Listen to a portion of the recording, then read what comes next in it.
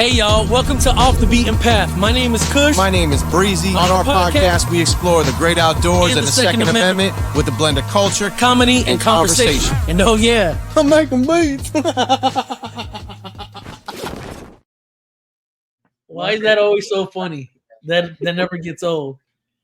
Guys, welcome back to Off the Beaten Path. As you can see, we have a beautiful, amazing guest, Gina versus Gina. I was going to do the introduction, but I think you should do it, Gina. Go ahead and tell people who might not know you about you, what you do, and I guess how long you've been doing it. Okay. So a lot of people wonder where my name even comes from, Gina versus Gina. I actually have been on YouTube for since 2011. I originally started my YouTube channel to document my weight loss journey, and it kind of just transferred into a lot of other things because I like a lot of other things. So I started doing meal prep, I started doing recipes, and then I started gardening. And then I ventured into prepping, and then I ventured into 2A. And then I also have a passion for budgeting because of things that I learned along the way that I like to share with other people. So, sorry about that, y'all. I actually talk about a lot of different things on my channel. And I decided just to keep the name the same because Gina versus Gina, I have a lot of things going on up here. Yeah. A lot of stuff. And you know what? I want to kind of piggyback off of what you said. Like Mm-hmm. I was documenting my fitness journey, not 2024, but 2023. And I would keep telling myself, it ain't nobody but you versus you. You know what I'm saying? Like at the end of the day, it's you versus you. And 2024, I took a big break from documenting, but Breezy and I were just talking about like in Vegas or before that, talking about picking back up on documentation. But so yeah, that's cool. So you started your YouTube channel with a fitness journey, and you kind of ventured off into other things, and that's really what I wanna talk to you about. Like we're gonna explore all of that. So you started with fitness, and then you got into what you say it was meal prepping. And what door did that open up for you? Did you start? Because I know when I was deep in my fitness journey, I started looking at where is this food sourced from? What is it fed? What's the difference between grass-fed, cage-free, and free roaming? So did you have a similar journey? No. So my meal prep journey was not related to my weight loss journey.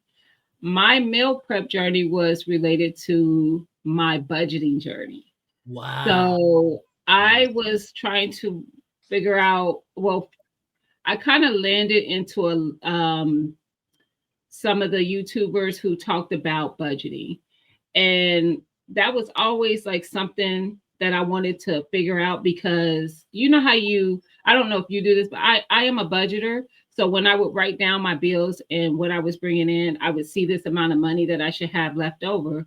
But I never saw that amount of money that I should have left over. And I couldn't figure out why I wasn't seeing this amount of money, only to realize that I was why I wasn't seeing it because we got those little nice cards that they give us at the bank that we could stop anywhere we want to stop at and just do that. And that adds up because I would be like going to lunch every day with my coworkers or going out with my friends on the weekends, and those little purchases just kept adding up and they would take away that extra money that I should have left. So as I was watching some content in regards to budgeting, I was like, okay, we're going to get really strategic and be really on point with the budgeting. And one of the areas that I spent a lot of money in was groceries. I was spending almost $1,000 a month in groceries for a family of 4. And some people will be like, oh, that's not really a lot. It is. It is. Wait, hold on. Is it? Wait. Well, I got a family of 5. Let me tell you, I took my $900 to $1,000 budget for groceries down to, I started off with $150 per person in my house a month. Wow. And I didn't make it the first maybe 3 or 4 months. I was going over, but every month I figured out a way to make it bring that grocery bill down. So I started my youngest daughter loved pizza, so I started making our own pizza crust, and we would make our pizzas instead of buying the frozen stuff or buying the convenient stuff. My meal prepping came into doing. I would prep like lasagna and freeze. I would prep meatloafs and freeze them. Stuff that I could have on hand where I couldn't come home from work and be like, I'm tired. I don't feel like cooking. Yeah. Just out in the morning and like have something I throw in the crock pot or throw in the oven when I get home. And I don't have to do the work because I did the work on the day that I just prepped it all. So now all I have to do is put it in the oven and let it cook. Yes. So that's kind of where my meal prep journey was, in feeding my family food that I made instead of having those days where I didn't want to make the food and I just stop and grab something.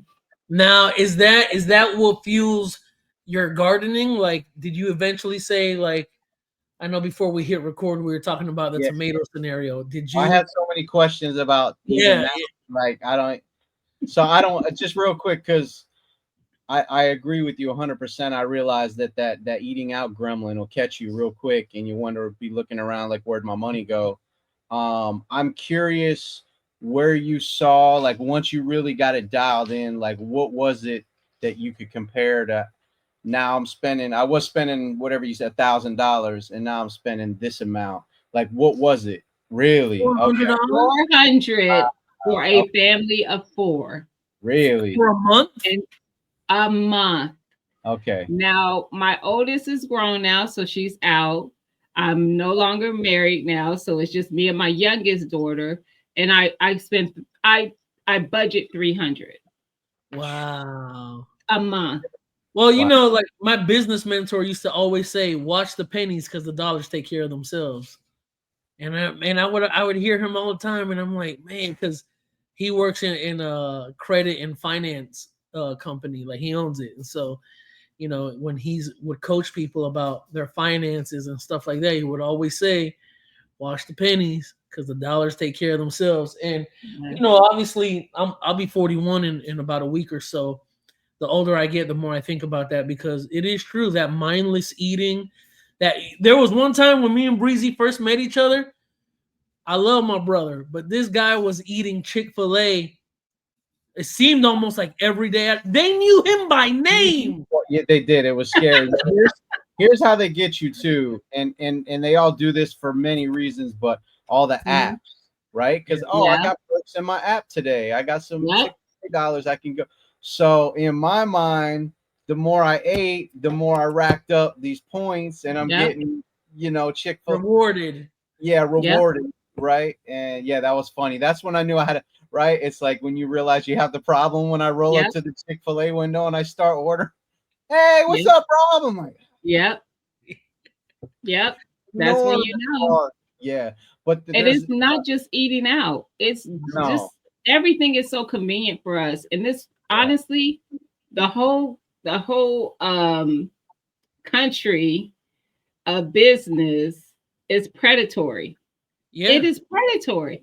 Yeah. It's built on us being impulsive. Yeah. So they make things look nice and shiny. Just like when I was first tightening up my grocery budget, what always got me is those end caps or those middle of the aisle things where it's chips 2 for $6. And it's like, oh, they're on sale. I'm gonna go. They ain't gonna be on sale next week, so I need to get that now. Or cookies 2 for $5. I got to get the 2 cookies because and now my whole budget is blown. I got to a point where I was like, nope, we ain't doing that. I was baking cookies.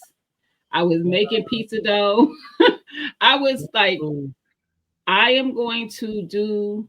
Now, don't get me wrong. It's more work in doing that. But if I want to have those things, that's the work I'm going to have to do. Yeah. Because it's less money for me to do it that way.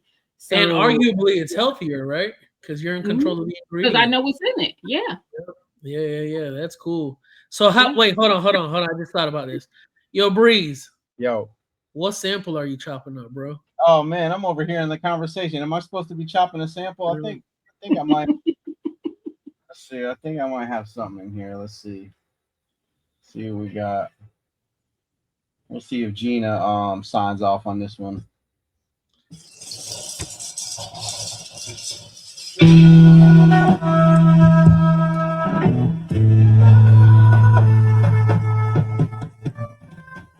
This world today is involved.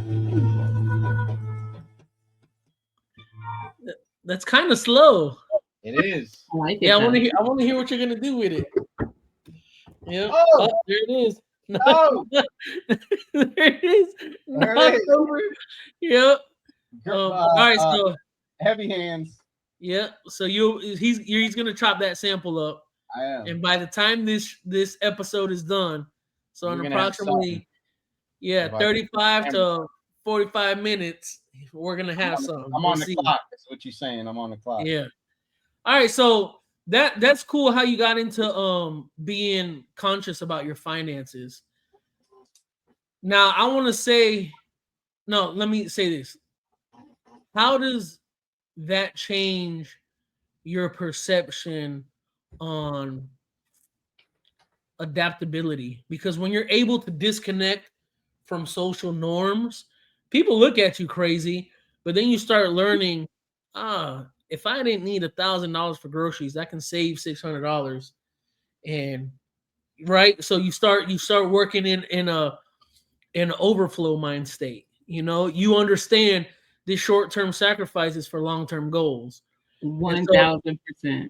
How did that change your perspective just on what you were doing? Because what I want to do is I want to understand your thought process behind that just a little more, because I think it is cool. Yeah, when I started that, I didn't have any savings. And when I say any, I mean zero. I had a savings account. It didn't have anything in it. Yeah. And that my first goal was to save $1,000. Because like if something happened, I didn't have money to take care of that something. Like if there, like maybe I blew a tire or something. Or now I'm hustling, figured out how I'm gonna get this tire. But I wanted to have what I considered like an emergency fallback for those type of things.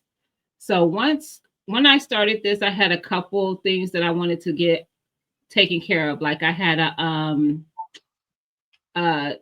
you know how you get your cell phones and you make payments? I wanted to pay that off.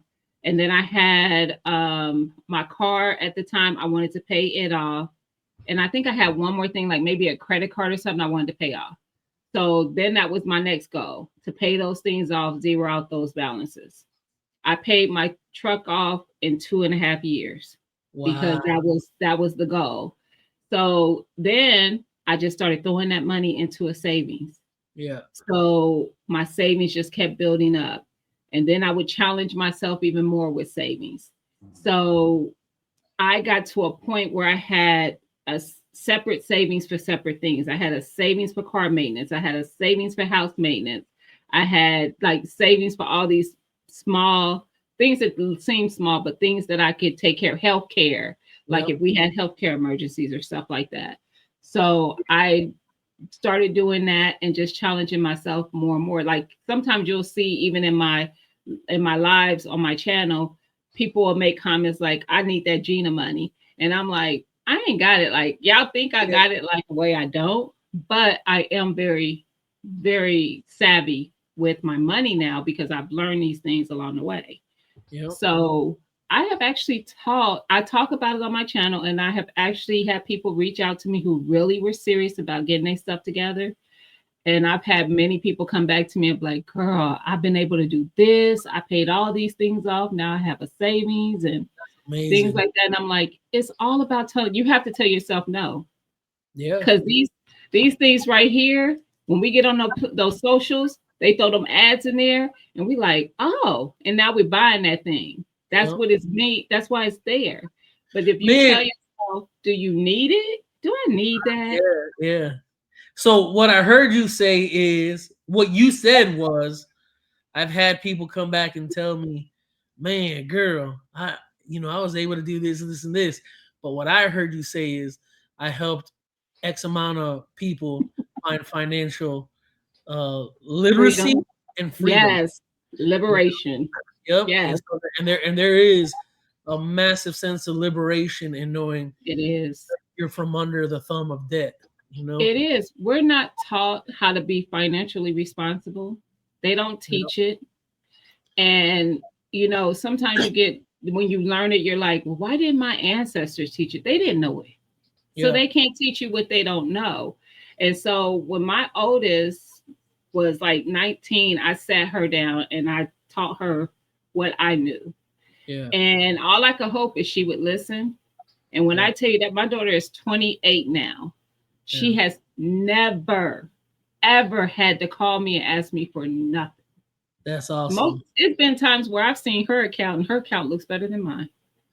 Hey, that's good. Our next generation is supposed to do better than us.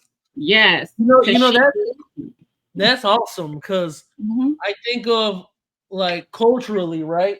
I'm a first generation American, but I grew up in a predominantly black neighborhood, and I know at least on my mom's side of the family, they weren't as nearly as affluent as my father's side of the family. So they grew up with that. I like to say poverty is not a place of living; it's a state of mind. And so when you grow up in a environment where we put our dollars on our body, oh, I got jewelry, I got the latest shoes, I got the latest clothes, but how's your bank account look? And then you're always stretching $1 to the next from payday to payday. And so I'm really big on that level of financial literacy because, hey, honestly, me and Breezy, we bootstrapped our first business completely ourselves, so we know what it's like to start. Breezy, what was our first marketing budget? 150 a month, right? I think by the time we closed, right? Yeah, we were at about $2,000 a month. Yeah. We had that business like growing, and people thought we were crazy for walking away, but we had to follow God's calling on our life, and we had reached to a point where it was just like, no, it ain't really about the money. It's cool, it's fun, but there's a bigger mission in our life, and that led us here to the outdoor space. So that's that's what I want to talk to you about too. So how'd you get into gardening? I have been wanting to garden for a while, but where I live at I'm in a township, but we see deer. It's not odd to see deer and rabbits and stuff. I was like, I don't know. I used to have rabbits in my yard all the time, and I have a privacy fence, but wildlife don't care about that. And I was like, I can't do a garden because they would just eat everything. And then one day I just said, you know what? I'm gonna try it anyway. And the amount of stuff that gets damaged by wildlife is so minute. I mean, I grow on a pretty decent scale, but I always wanted my own like foods that I grew because I had been feeling some kind of way about the stuff we were buying for a long time. Like I started noticing things didn't taste the same as I remembered, or it smelled different when I was cooking it. And you talking about chicken? I'm talking about ground beef, chicken, pork, all of it. It's weird now how you can take a piece of chicken breast and almost tear it like paper. I can't tell you how many times I told my wife this.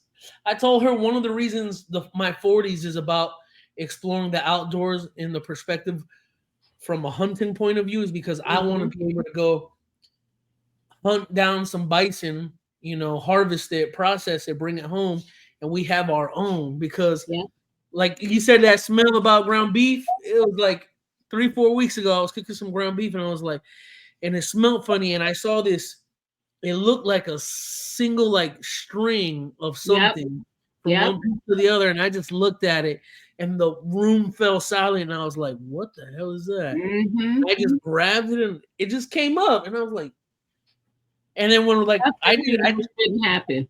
Yeah, exactly. Like I don't remember that 20 years ago. You know what I'm saying? Like I don't remember chicken looking the way it does 20 years ago or taste. Like when you go somewhere and they have those big chicken wings, that was never a thing. Like I don't know why people want that. Like that's not the way chicken is supposed to look. Yeah. Well, it's not at all appetizing. But I will say this. My father was born and raised in the jungle back home in our country. And he would say all the time, he's like, wild animals can grow to be very big, including the birds. Like, and I would be like, really? He's like, yeah. He's like, the difference is here in this country and now globally when groceries became commercialized. Now it's mass production, so it's no longer let the animal take its normal route of growth. Yep. Now it's speed it up, pump it up full of steroids, and so I think about that. Well, because my dad passed almost 15 years ago, and I think about that, and I'm just like, man, like he was telling me way back then I It's shouldn't. the same thing with the vegetables. They Yep. have to mass produce it for so many people, so people wonder why they might eat some fruit and it don't taste like anything because Yeah. it didn't have the time to actually ripen on the plant like it's supposed to. Or Yeah. the vegetables don't taste like anything. If you ever grow, I remember the first year I gardened and I tasted a bell pepper. I just sliced a piece of it and tasted it. I ate that whole bell pepper before I knew it. It was so flavorful. I was Wow. like, this is the way our food is supposed to taste. Yeah. Yeah.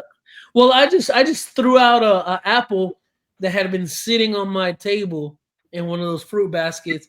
It'd been there for 4 weeks. That thing had Mm-hmm. wrinkles on it. Mm-hmm. Wrinkles. I looked at my wife and said, "Look at this," and I kind of like squished it. Mm-hmm. It wouldn't even it just had wrinkles, and I could squeeze Mm-hmm. it. Yeah, it was. It Yeah. was. It was. So now, I guess let's rewind a little bit. Now that you are into gardening, how often do you go to the grocery store? Okay, I'll go with 2024 because that's where it really slowed down for me, the grocery store. Okay. I have probably been to the grocery store more in January than I was in 2024. And that's only because I'm doing it for content.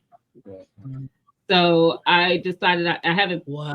dropped any of the videos yet, but I am doing some content that I decided to put together for my channel. I did it years ago where I did some $5 meals for a family of 4, and you Yep. can't do $5 meals no more. But I challenged myself to do $10 dinners, $10 Wow. dinners for a family of 4. So I can do that. I went to the store and I figured I worked it out. I mean, and I don't mean like just some, I No. mean some good eating Yeah. at Wait. So is $10 it $10 a person or $10 the meal? a meal. Mm. 2 adults, 2 children can eat Yeah. this $10. My Yeah, I can do it. look, and it was the second go round was hard. I would tell you the protein can make it difficult. Oh yeah. So the first go round, I did have to like watch sales. So they had chicken breast, the frozen bag of chicken breast at my grocery store on sale. So I was like, okay, that's what the meals are going to come from. We're going to figure out 3 meals we can do with those chicken breasts. And I did a smothered chicken. I did orange chicken, and I did a creamy chicken and noodle soup. Those were the 3 meals that I did with those chicken breasts. And my total grocery bill made each dinner $9.15 for a family of 4. Wow. Yeah, that's impressive. That's Yeah. impressive. So how long have you been gardening now? I have been gardening 4 years now. Did you realize you had a green thumb, or you actually had to learn like what specific, to what season? And I thought I couldn't grow things because I don't have a liking to plants in my house. So I was like, that ain't my thing. Da, da, da. But even now, I don't like plants in my house. But I can grow all the things outdoors. And actually I push the limits. I don't care what they tell me I can't grow in my state because I'm in Ohio. So we have harsh winters. I grow tropical plants. I have a lemon tree. I have kumquat. I have satsuma, which is an orange. orange, yep. I have fruit trees that I shouldn't be able to grow here. I also have apple and peach and cherry. But I grow a lot of stuff. Like people say, oh, you can't, certain plants don't like to be transplanted, like corn or watermelon. I've done both. and I've grown both from transplants. And my first watermelon, my largest one I grew was like 21 pounds. The first year I grew them. Like, I'm like, don't tell me what I can't grow. I'm going to find out that I can. Hey, that's a fact. Wow. So have you figured out in the last 4 years, have you figured out like, okay, this is my go-to, this is what I know I'm gonna Yes. okay. I love my usual go-tos. I'm always going to have, and I still will, peppers and tomatoes will always be in my garden. However, I have become more strategic with it because I like hot peppers, but I have found that hot peppers can go too far. Yep. So I have tried so many. I've done the ghost peppers, I've done the reapers, all those things. I'm not doing those no more. I don't need that. Yeah. But last year I made my own hot sauce. I for the first time I made my own barbecue sauce for the first time from the stuff that I harvest. I do my own onion powder, garlic powder. Wait, so does that mean you like dehydrate them, like dry them out? Mm-hmm. Oh, that's gotta taste I made my own cayenne pepper. Yeah, this year I'm just going to do my cayennes again because I like my hot sauce with cayenne. I done it with Tabasco before, but I didn't like it as much. Oh yeah, Tabasco. Probably because I grew up on the cayenne flavored stuff. So, when does the Gina versus Gina food line? When's the food line dropping? When are the products dropping? This is the thing. I like some things I already need. I know. I have sent people like my jellies, my jams, my hot sauce. When I tell you the amount of people who like, I want to buy more. This is my issue, Breezy. I don't want to deal with the foolishness of selling stuff. Like where people be like, oh, I didn't get this, or oh, this was this, or I don't like, I'm already anxious about this whole t-shirt thing. Oh yeah. So let's see, is this a world premiere? Have people seen the shirt? Yeah, I wore it last Friday. Oh, okay. For my live. So I told them last Friday when I went live and I was wearing it that my website wouldn't go live until this Friday. So I'll be live tomorrow because I wanted to. At first, when I was doing it, I wasn't thinking ahead to like how these orders are going to come in. And I was like, I don't want people blowing up my email. Let me look into creating a website. So they can go on the website, order, pay, all that, and then I get notified, and then I create the shirt. So or send the shirt. But so I did that, and I felt like I was rushing last week, so I didn't want it to go live last Friday. I wanted to give myself some time to make sure it was right. So yeah, it'll go live tomorrow. You got one queued up, Cush? You got one queued up? What? Where's it at? There. There it is. Gina, so I know we've met a few times in person, but a lot of people, the people who know us the best, know that we are professional idiots.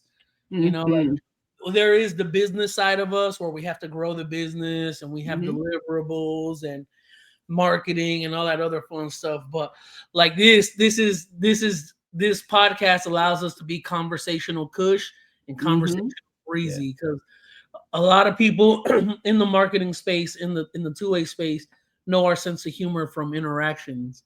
You know, most people would think they're marketing professionals and media professionals, but they don't realize like we have personalities too. So absolutely.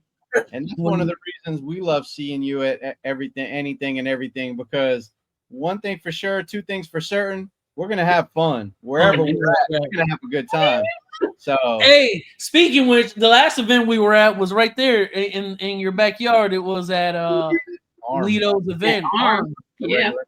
And you won a firearm. Did. Have you started shooting it?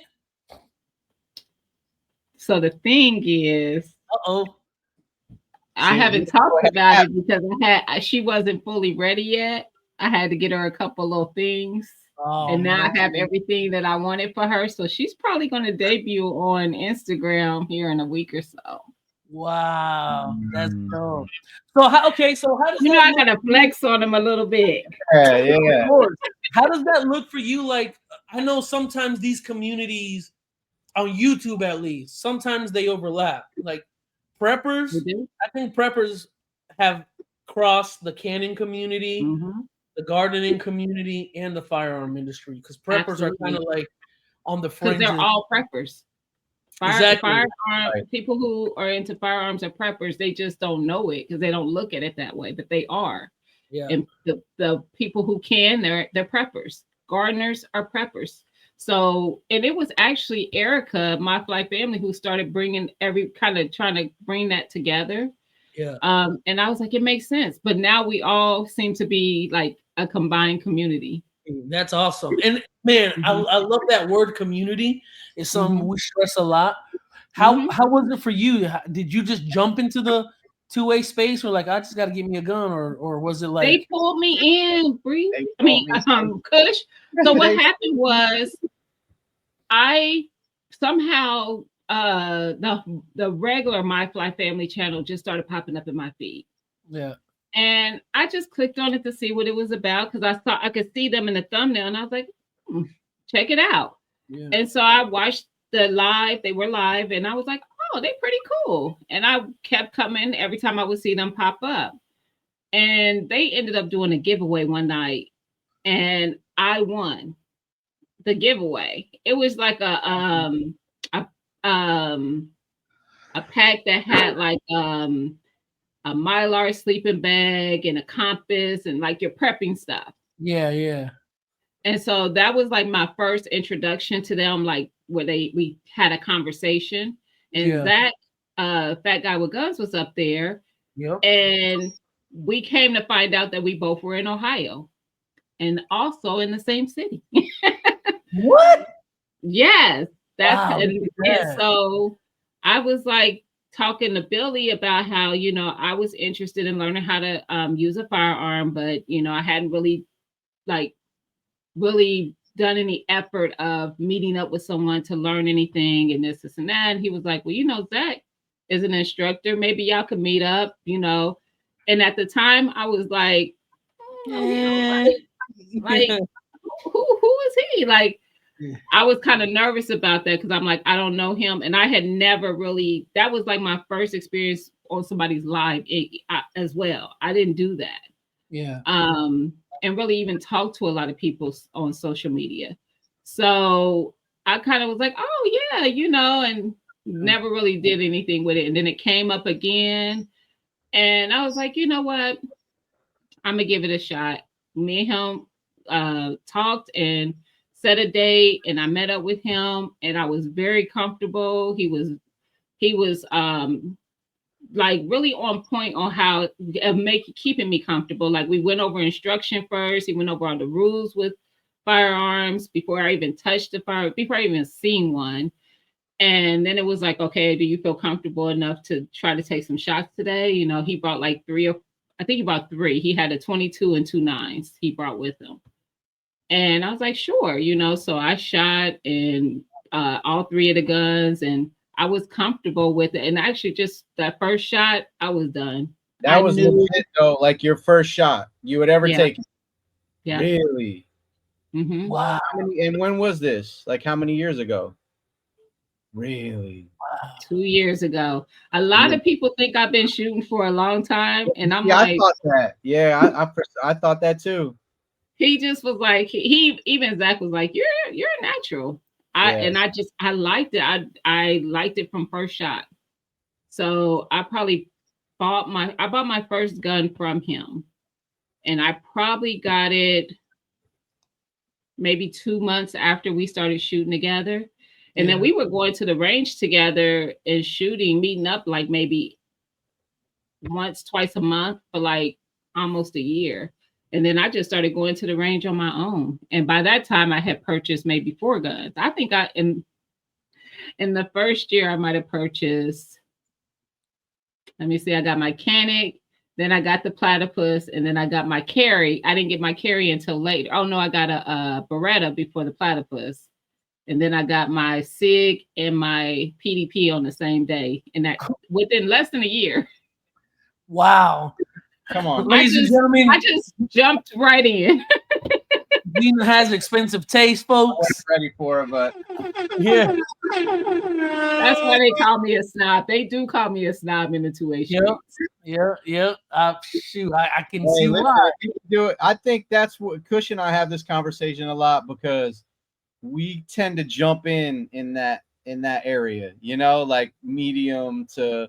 But it's Snob. what's dope about I think a lot of spaces, but for specifically the firearm space, is that there really is a price point for everyone. Like you don't Yeah. need you know what I'm saying. You don't need a whole lot of dough to get your first decent firearm. So I just want to just say shout out to Taurus because we just did a booth visit with Taurus out in Vegas, and our guy Chan, he says something so true: the right to defend yourself and the right to bear arms shouldn't be protected by $1. Yeah. That's right. And he said that's one of their things is they're conscious about the barrier to entry because Taurus does that particular firearm does serve a certain community. Everybody knows like it's a $300-400 gun. Like Yep. you could scrub that up probably. Yeah. That is Billy's favorite gun. That's his carry. It really And Erica, she carries the is it the GC2 or something like that it's called? Yep. So they told us this year, and forget we were just watching it, but yeah, like their one of their flagship pistols. We lost our boy Cush. There he is. He's back. Sorry, folks. Came out with the new generation of it, and I mean it's solid. We're shooting where we shot him a couple times. Poma. Yeah. Where else were we shooting the Taurus gun? We've seen Gina, like everywhere last year and this year. CanCon. Yeah. And I was, you know, for someone that hasn't, I think that was probably my first time shooting a Taurus. Now, my friends had them, but actually to shoot them is a whole different thing, and I was really impressed. Yeah. I this is the funny thing with me. A lot of people always ask me. Now I have the Canic TP9. I have the TTI as well. I have the Platypus. Now I have 2 Platypus guns. I have my P365, which is my carry. I have a Beretta. I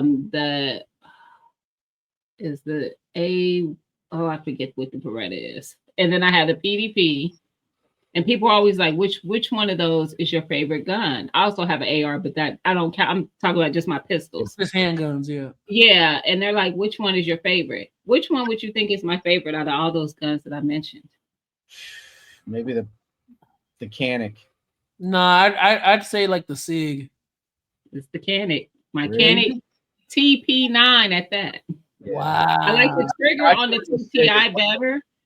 And I said, I don't know if it's because it was my first purchase, but I didn't even put an optic on that gun. I shoot that gun so accurately as is. Really? And I'm like, that's why I like it so much. Like, I'm so proficient with it. Now, not that I'm not proficient with the other ones, but the other ones got optics on it. Most of them. That brings up a fire statement that I want to make. Are you familiar with Nina from My Fab Firearms? Nina DeFlores? No, Nina Flores. Yeah, I didn't know she was with. I didn't know the group of her, but I know Nina Flores. Yes, I know. Who she is. So she's really big on iron sights, and I want to say it was last year sometime. Somebody over on Twitter was like, because she's constantly going viral on Twitter. Some dude retweeted and was like, "Bitch, you can't do that with iron sights." What? She took off the optic and she was just going dumb viral. It was amazing because, like you just said, out of the box, you didn't put anything to it. You didn't do nothing. You just got comfortable shooting it. And I think that is such an important part of training because, I mean, to have an optic is a luxury. You should be able to shoot with iron sights. You know, like let's call a spade a spade. If I don't necessarily, I agree with having 2 magazines on your person. However, if you can't neutralize the threat in just a few shots, why are you kidding? The major part of that is comfortability. How does it feel? You can have the gun in the quote unquote the best, most expensive firearm in the world, and if you're not comfortable with it, it doesn't matter.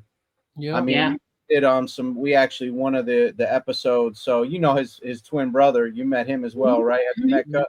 You know, they have a show, and during that training, essentially, that's what he's saying.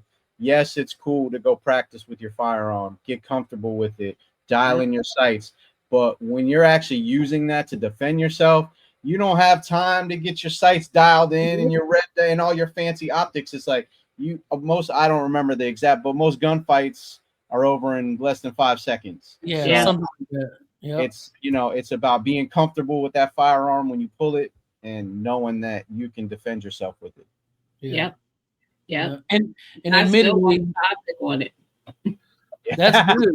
That's good. Yeah, because that means you're complete comfortable. Yeah. And you can rely on it, and you know, no matter what, I know this gun inside and out. I do, and I shoot it every time I go to the range. Yeah, I shoot other stuff, but I always take my TP9 every time. How often do you go to the range? I was going like 2 to 3 times a month, and then after ARM, I don't know why, but after ARM, I started not getting to the range as much. Oh man, it happens. I mean, maybe once every like couple months, and I'm like, I need to get to the range. I don't know what happened, but after ARM, I just was like, I think I shot too many good guns out there. Yeah. Shout out to our boy Tap. That guy, Tap. I shot Patrick Irie stuff. I was shooting a bunch of people's stuff, and I'm Roadblock brought a bunch of stuff out there. I had shot some of Roadblock stuff before because Roadblock is also in Ohio. He's a couple hours away from me, but when I got my SIG, I wasn't. This was his comment that he thinks I'm a perfectionist, which I probably am. But I didn't like my grouping with my SIG, and it's of course my smallest firearm because it's my carry. Yeah.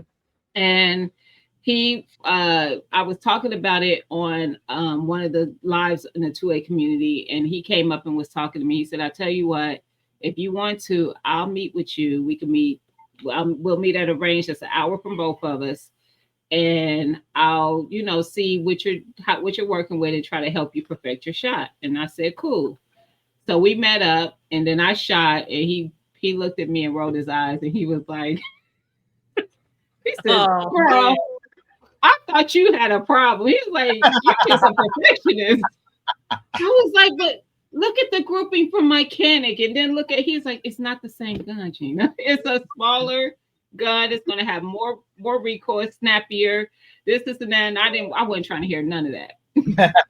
They pull in the target. It's a smiley face. Right, like, I drove an hour to meet you out here. All right. Yeah. Can we go get some lunch? Shoot some of his stuff. He actually carries a P365, but he carries the XL. Mine is the micro.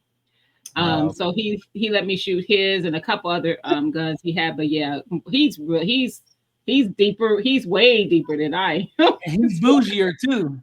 That AR-15, he got that arrow precision. Oh man, that thing was butter. Yeah, that thing was butter. So we got you.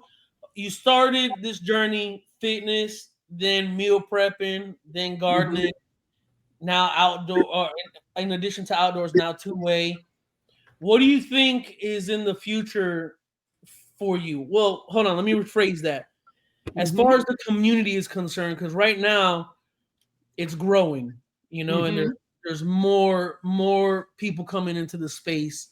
Yep. What do you see in the future for you and your channel? Like you're following, I know you got like close to 4,000 subs. That's for some people, they might say, "Oh, that's a small channel," but 4,000 people standing in your business is 4,000 people in your business. Yeah. So, like what do you see is next for you? I actually have started. I wasn't doing any 2A content at all on my channel. Yeah. I wasn't comfortable doing it. So I've been being pushed by some people in the 2A community who follow my content. Like they'll come into the chat and be like, "When you gonna do some gun content?" I'm like, "What? This isn't a gun channel." So I did one gun video so far, but I have challenged myself to do one a month. So nice. I will drop a video because I have a lot of ladies that are part of the prepping and gardening community who are interested, but they don't know where to start. Yeah. Yeah. So I'm like, okay, I'm going to open a conversation from my point of view because I am like, I don't know a lot. But you know So what? I You think have that's a what. great story as well of how you got there. Yeah, and I was just about to say, like, it's amazing. Some of these gun companies, they don't realize like how a lot of people always ask for metrics, right? Oh, how many followers, subscribers, and me and Breezy always say those are vanity metrics. Because sure, in the interim, it means something. Oh, you got a massive following, but can you turn that following into a buyer, someone who wants to experience your product? And I think that's cool because, like you just said, so many women who know me from like gardening or canning or whatever want to get into it, but they don't know how to start. And I think that there's so much power in community that you're just like, yo, I'm the door. I can help you get in. You just got to be serious whenever you're ready, and someone like you're a woman of color, and you got like 8 or 9 firearms that easily accessible. You can definitely position yourself and help bring more people into the community, because that's like me and Rob's mission. Like Apex Mountain is 2 ways for everybody. It's not just for the hunter. Exact, bridge the gap. There it is. What is it, Bree? I know we'll drop bridge the gap, and then when I need to deep think, I know we'll drop it when this airs. What's the channel? Where can they find you and subscribe? Gina versus Gina. That's it. Okay, just making sure. All right. Yep. Yo, wait, hold on. What's up with the beat, bro? I kind of knocked this out. It's only one sequence that might mean something to somebody and not to another, but kind of came together. Sometimes.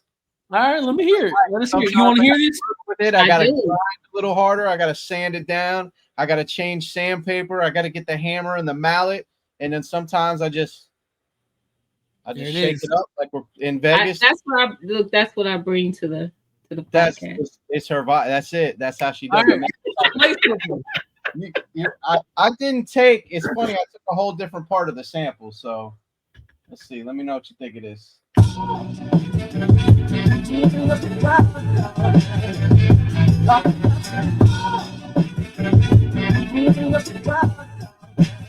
I mean, I like it. I love your drums, bro. Hey, you know what we should do at the end of the 12 episodes? Drop a mixtape album. Off the Beaten Path mixtape. Season 1. I like it. I like that. Why not? Hold on. If only we knew. If only I knew someone. If only we knew some guys somewhere Mark was crazy. His ears are ringing. Shout out my whole program director in radio. Yeah. Hey Breezy, he called me. Hey Breezy, listen, I know you really like that song. I can tell by the air horns. Just calm down on the air horns a little bit. All right. All right. It's Pimp C verse going here. Verse. Come on, man. R.I.P. Pimp C. Yeah. 2 up for Chad Butler. Yeah. So Gina, we kind of just went off on a tangent. Yeah, we did. No, you're fine. Yeah, she's sitting back like these guys. You are fine. She's like, who's Pimp C? No, I'm just I don't. No, don't do me. I know who Pimp C. No, I know. I just messy. You just reserved. But when that Pimp C comes on, Gina, is that what you think? You didn't see me acting crazy at arm. Yeah, was turning up. Like here, she's like this. Yeah, But when that Pimp C comes on, she's like, "Where's my Gina?" That's the Gina versus Gina right there. That's it. Gina versus, that's Gina versus Gina. Well, I mean, I appreciate your time. When I was thinking about, like, Rob and I were talking about, man, who would be a good guest, a female guest to have, we instantly thought of you, because you are like an onion. You have so many layers, from the gardening, the fitness, and I see you getting it in the gym, girl. I see you when you tag us on Instagram. Yeah, like it's cool to see, because I don't think people realize this really is a lifestyle. You know, and it ain't easy. Like, owning a firearm is about discipline and self-regulation. It's better to walk away than same with gardening. You got to be committed to the growth of this plant. So you harvest it. Same thing with fitness. You got to be committed and disciplined enough to shed versions of you to become who you want to be. So 100%. I want to give you your flowers and tell you thank you for what you do in the community, in the space, and just that you're a light. You're a light for a lot of people. And me and Breezy were usually in the bathroom trying not to jump into people's lives and all that, but I always see you in the comments, and I'm like, man, Yeah, people always love you. love. We appreciate that. And we see I that. appreciate this, it. This isn't my quote, but I saw this today because I think it applies to. I give Cush his props and his flowers because I see him on the road, and we're all like, he's like, I'm gonna be up at 4:30, y'all. We're like, yeah, okay, bro, all right. And then sure enough, he's up, and there's that's where the discipline is. Because I heard someone say, it was like a fitness guy. They're like, where do you find the motivation? And he's like, motivation. He's like, you think I wake up every day with motivation? Like, that's the discipline. Say that for the people in the back. He's like, man, I want to say bleep this and go, but that's where the discipline is. And he said, I thought this was good. He said, that's where I find momentum, not motivation. And I was like, that's a gem. And you know what? Like, all cards on the table, I've gained a lot of the weight I've lost, and not from anything other than last year after SHOT Show, I told myself during SHOT Show, I'm on a bulk. I can eat certain food because I don't want flabby skin. January 21st to February 21st to March 21st. And before you know it, I'm just like, oh, yeah, that's protein. I can have that double cheeseburger. Bro, how many times were we at Five Guys, bro? Crazy. So, like, I totally get it. I have friends that, like, are still heavy into fitness. Bro, at Taurus's booth, I was like, bro, don't worry, bro. He's like, it's up and down. He goes, it's lifestyle. So it is. I tell people all the time, like, I've lost it twice and gained it back. Yeah. Twice. Yeah. So it's not easy. How I compare it with the people who, when I'm talking about budgeting, I always say, don't think that I'm flexing, because I share my credit score. When I talk about it, I literally show them what my credit score is. And I'm like, it's not a flex. It's to show you that with discipline, you can have the same thing. Like, I could go out and get anything that I want to get because I have played the game because to me, that's a game. The credit score thing, it's a game. But I played the game. I've got my credit score up. At one point, I was 4 points away from 850. 4 points. Now it's like about 830. So it's like 20 points away. But I tell them, like, the discipline I have to stay on point with my budget, I lack in staying on point with my weight loss journey.